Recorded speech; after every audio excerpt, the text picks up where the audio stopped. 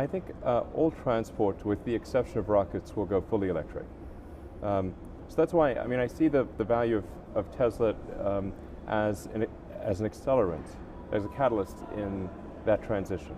I think Tesla, maybe when one looks back on it from an historical perspective, it might accelerate that transition by a decade, maybe more. But are you on the road to producing a model that far more people could aspire to own? So the Model 3, that's the third part of our strategy, which is to produce a high volume, low cost car, and we expect to be in production with that at the end of next year. In order to have a substantial effect on transportation, we have to make the cars affordable. So I think the Model 3 is extremely important as part of that strategy. Unless there's an affordable car, we will, as you alluded to earlier, only have a small impact on the world. So we need to make a car that most people can afford in order to have a really substantial impact. Do you see Apple building a car and that maybe being a threat to you? Encourage more participation by whoever it is to create electric vehicles. It's quite hard to do, but I think companies like Apple will probably make a compelling electric car. It seems like the obvious thing to do. Are you betting that that's going to happen? Have you heard anything? Well, it's pretty hard to hide something if you hire over 1,000 engineers to do it. So you think Apple is serious about it? Yeah, I do. This is an open secret. You've also been a leader in autonomous driving, in this road to the self-driving car. How far do you think that's going to go? The two biggest revolutions in transport are electrification and autonomy.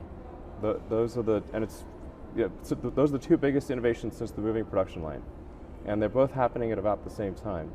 I think autonomy is extremely important, and I think in the long term, nobody will buy a car unless it is autonomous.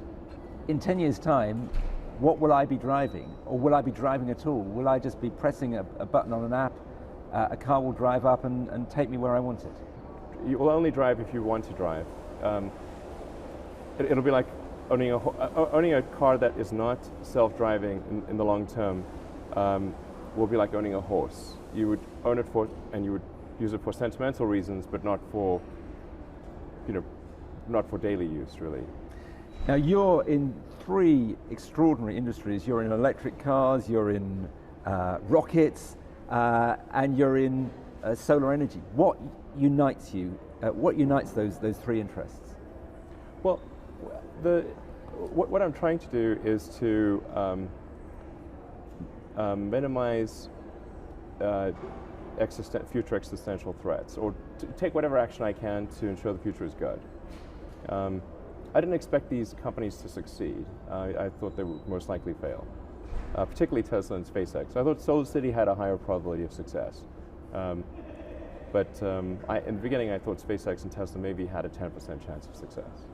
And so I'm quite surprised, really, to see that we're alive.